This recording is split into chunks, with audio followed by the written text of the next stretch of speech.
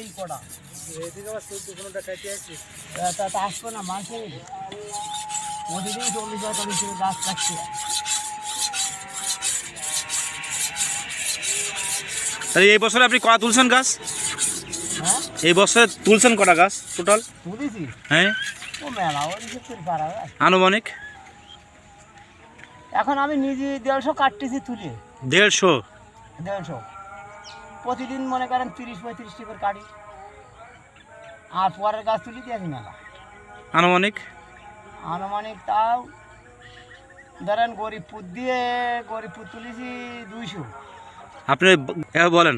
গরিবপুর তুলেছি 200 জি আর খৈমতি তুলেছি 150, জি আর ওখান থেকে আনলাম শৈলী এসে তুলেছি 100।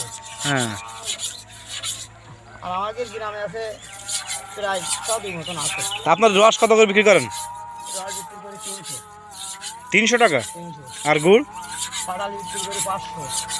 আর যে আপনার বাড়ির ভিতরে যে গুড় থাকে ও এবার 3,000 টাকা বিক্রি হবে, শুকনো গুড় আছে 3000।